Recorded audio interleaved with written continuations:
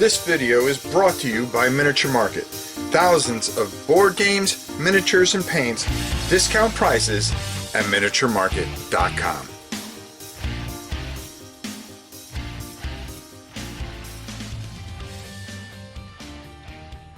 Hey everybody, it's your old pal Rob. Now, yesterday I said I was going to try to do this live, but I really burnt myself out talking, and with all the steroids and the treatments, I need to get a little bit better. So I wanted to do this review live, but I had to tape it, and I apologize for that, but I think I need to take a day of rest. So tomorrow or Sunday, we're going to take a look at Mutant Chronicles and play that live. I can't burn myself out. I can't go backwards. We've been through enough over the last 6 weeks. Let's get back to where we can, but be smart about it. And I want to thank everybody for all the kind words, making sure that I get rest, and I will, I promise that. So today we're going to be taking a look at Chronicles of Drunagor, if I could say that or not. Wow. We're going to be talking about the highs and lows of this game. And if you think I'm going to trash this game, no, it's not about the game. It's about how you obtain it, okay? And this is of no fault from this company, Creative Game Studios, who I think are absolutely masterful, okay? Because what you have here is something really, really special and incredible. Let's go down to the table. I'm not, because of my oxygen and stuff like that, and the fatigue I get, I'm not going to go through a lot of things. I want to give you a quick explanation, but I'm going to tell you down on the table, and I'm going to tell you here as well. Go check out One Shop Co-op with my very good friend Barrett and the gentleman that they have there. They do a wonderful job explaining the rules. Check that out. They are just the best, and they did a fantastic job.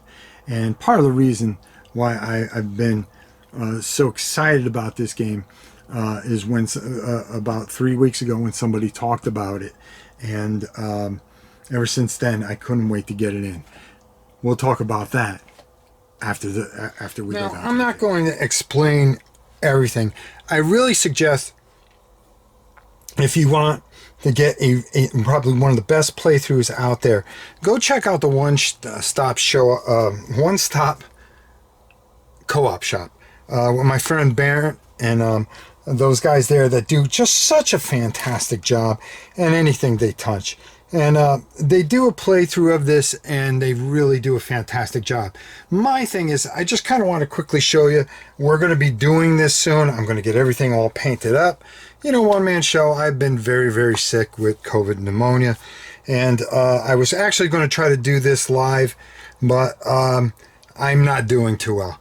So I kind of wanted to just give you my feel of this, as we are going to be really, really taking a look at the highs and lows of this. And the most shocking thing is, the lows have nothing to do with the game itself. Now, the really fantastic thing is that this is all kept in a nice area. It doesn't, the imprint of this is not a huge game. And I'm not going to explain all the rules, but I really want to kind of give you a feel for things, and take a look at different things. You're going to have a card for every hero that you have. The game comes with 5 heroes. You're going to get Vorn, you're going to get Lorella, Janine, Eros, Maya, and just some people on the back here. You get a couple more here, and I believe that you're going to get a bunch of stuff, because when you get this, you're going to get all the Kickstarter stuff if you can. I've gotten the Spoils of War, which comes with a whole bunch of other, some additional heroes and some other things to add to this just wondrous game.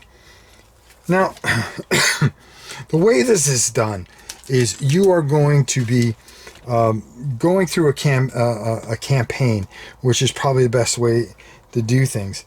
And as you can see, you're like here, Vorn, the dwarf, what he does is he has special abilities, and you're going to be assigned a certain amount of cubes. And in order to fight, you are going to have to assign these cubes, but you're going to also have to save some for defense. Now, you move normally, you're going to get 2 actions, okay? But you also get a free move, I believe, of 3. And you are going to be able to try to get close enough to attack whatever you're facing. As you can see, there are different levels on this, and these game tile things actually come off and they have different boards, so each one's different. You can add more depending on the campaign. The order is going to go depending on what you have as an ability. You might be a defender, a support, a leader, a striker, a controller, but your enemies are also going to have those type of symbols. Like, for instance, the skeleton here usually has this symbol. So if you're not a defender, the skeleton's going to get to go. When doing range combat, it's not by each square, it's by the blue squares. So for instance, if he has a range of 1 square, which can go diagonal, he would be able to hit him. When he gets hit, he's going to have to try to figure out, because it's an automatic hit, and you're going to have to try to figure out where you can use your cubes that are going to help you heal so you don't take any damage. Should you not absorb all the damage, you are going to take damage itself. When you get close enough and want to fight, you're also going to have these ability cards and things like that. And as you can see, you can assign certain things to it. For instance, here, if our dwarf here had the ability to fight our good friend here, he would use this and he would have to get better than a 7 to hit. It will do 3 damage. On our skeleton I believe only takes 2 damages. No, actually he takes 6 damage. So you would roll the d20, because most of this is done by a d20, and what that's going to do is if you get over 7, you will apply that 3 damage. If he had something that absorbed any kind of damage, such as armor or such, that would be subtracted. And on the control, they actually have a really nice thing for all the different things, and you'll be putting the pieces on them. For instance, here, the skeleton would have 6, they would down to 1.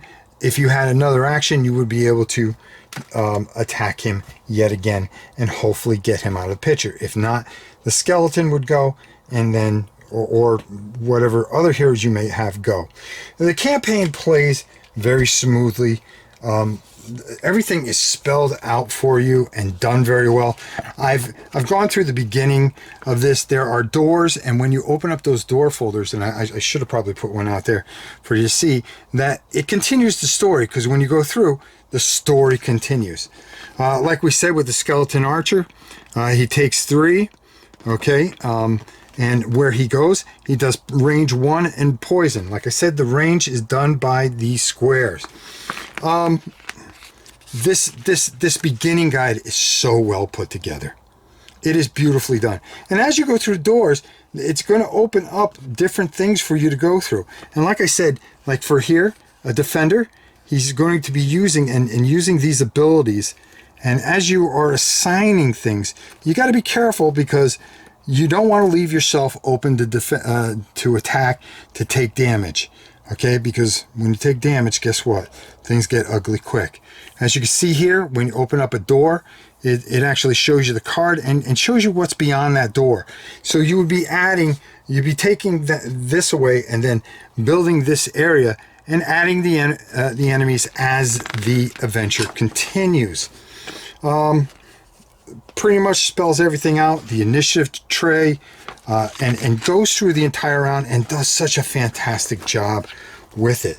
The other thing is the rule book, how clean it is and how well done it is. This isn't fiddly. Okay, I heard somebody feel it was fiddly. I don't think so. This is innovative. It's different. It gives you a different feel. The adventure book, which has beautiful story, beautiful illustrations, and walks you through what is just amazing. You can play one-offs, and stuff like that, but basically the campaign is where it's at. Now, I didn't go over everything.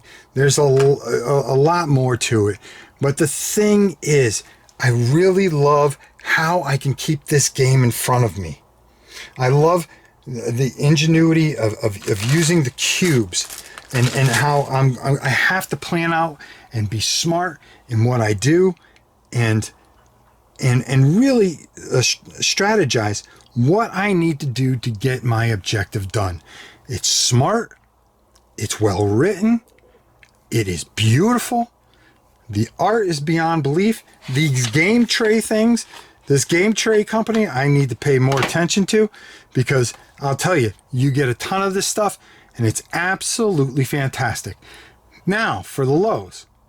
Let's go up top, get my final thoughts, and I'm going to talk about this a bit, and I really want you to understand what I see. The high is this game. This game, I think, is fantastic. I think it's beautiful. We'll talk more about that up top. A few weeks back, I said that this has not been a great start to the year with dungeon crawls. And the latest edition of Madeira came out, which I think really breathed life into what we were hoping that would be the year of the dungeon crawl. And then somebody told me about this, and I obsessed on trying to get this in. I got it in, and I'm very, very happy about it. The game is everything I could want in a dungeon crawl, and especially playing solo, where you're keeping everything in front of you, and it doesn't take up this huge imprint. It has these wonderful mechanics. The miniatures are beautiful. Can't wait to paint them. Okay, can't wait to show that off to you and have a lot of fun. The thing is I really wanted to get it all. But here's where the problem lies. It's not with this company. This company did everything that it could to get this game to you. Put it up on Kickstarter. Now, somebody like myself that does not do Kickstarter, okay? I don't follow a lot of Kickstarters. The funny thing about it is can you follow every single game on Kickstarter? Can you fund every game on Kickstarter? Do you have the money to go, well, I want this, I want that, I want this, I want that. Here's a couple $1,000, and well, we'll see what happens in a couple of years. It's not the easiest thing to do, okay? And that's not a cut on this company. This company did what was right. They went to Kickstarter. They had it open. When I finally discovered this game, everything was closed, so I had to go on the secondary market. And this is where the lows are, because there are people that are selling the complete set of this, are trying to get rid of it for $900 plus $150 shipping. And you get a lot of that. Just for the base box, I overpaid. Okay? I'm not going to lie to you. I wanted this game, but I wanted everything for it. And I tried bidding on one thing, and people are willing to pay it. And that's where these guys that get all these Kickstarter games in, they don't care about the game. They're just reselling them on eBay and stuff like that. Now, is that wrong? No. They're entitled to make as much money as they can. But it makes it very difficult, especially when a game like this will not go to retail, okay, and has such a tremendous buzz and things. Can they go back to Kickstarter and say, hey, we're going to do another edition? This was an overwhelming success. Yeah, and then how long is it you got to wait for that? You just wish there was a better way with Kickstarter. I'm going to tell you this. These guys did a fantastic job. They did everything right. They did nothing wrong.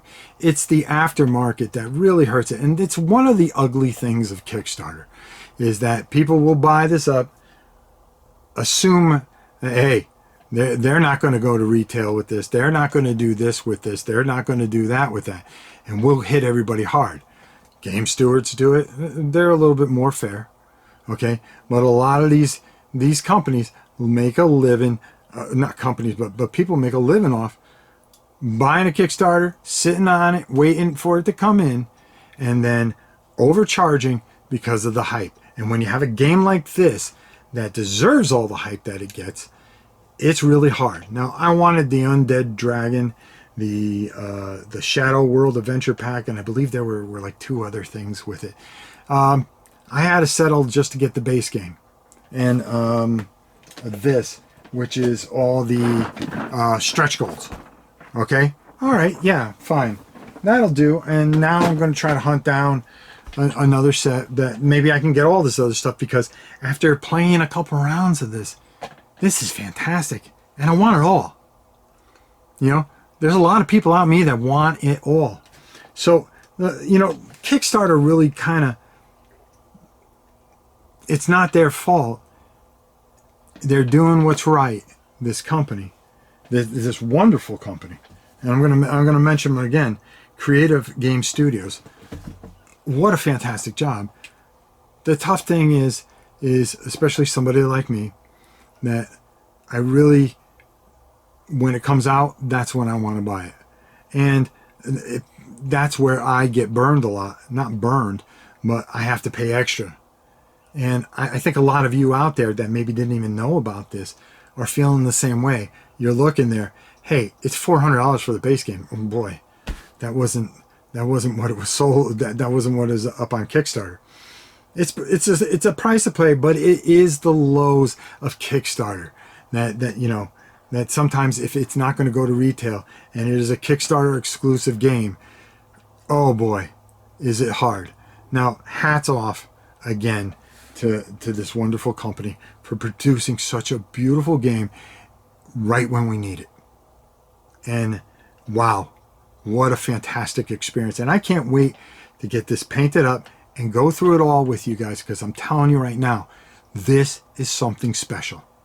And I think they did a fantastic job. And it's beautifully illustrated, beautifully done. This game, I've actually got to pull it here. These game box things, the company, the game trays, beautifully done. The elevations, it's immersive, it's beautiful, fantastic job. The highs are, this is a great game. The lows are, Kickstarter doing Kickstarter. I think that's the only way that you can put it. That's the only low thing I can ever say about this. Fantastic job, though. Beautiful. And for me, this was worth getting no matter what I had to pay for it. But I would have liked to got it all without having to saw off an arm. Didn't we already have enough with the repair of this arm? Great job, great game. I think if you guys have the means, and maybe when things settle down with this a little bit and more of them come up on the market and the prices come down, definitely try to get your hands on it. Hopefully maybe they do a second printing, which would be fantastic, because I think this is something special. I think this is something wonderful. Check it out if you can. Stay here at the channel. Check out some of the other great channel. Some of the work that Barrett did, Meet Me at the Table. One Shop Co-op did a fantastic job. We're going to try to do our part and really showcase this wonderful, wonderful experience, and share it with you. So hopefully you won't miss out on it if they do it a second time.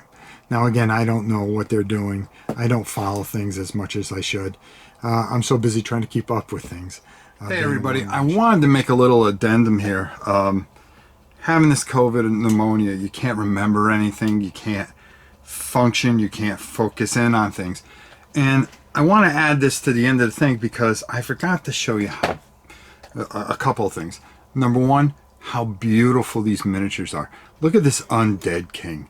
I mean, this is just ridiculous, beautiful, and beyond belief. And the models and everything that they've done with this thing, the production is over the top.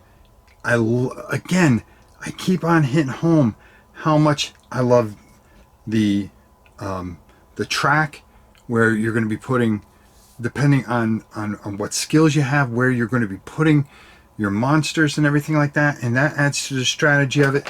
These game trays from Game Tray, they're just, I can't talk enough how great I really enjoy this. And playing those beginning mission really gave me a feel of how excited I am and how much more I want to do it. The lows, again, I just want to clarify myself and make sure that I'm passing off the right information, that you're not getting mistaken. It's not the company's fault. They are not, anything that they've done here is not low. This is a constant thing with Kickstarter, with so many Kickstarters coming out. It's the smartest way for companies like this to do things like this. It makes all the sense in the world. It really, really does. And the thing that gets me is that, when you have something as good as this that sells out, this is when your scalpers come out. This is when it's like anything else. It's like concert tickets or anything like that. If it becomes the hot thing, it ends up on eBay at ridiculous prices. Right now, there's somebody selling one for $900 to get the all-in pledge.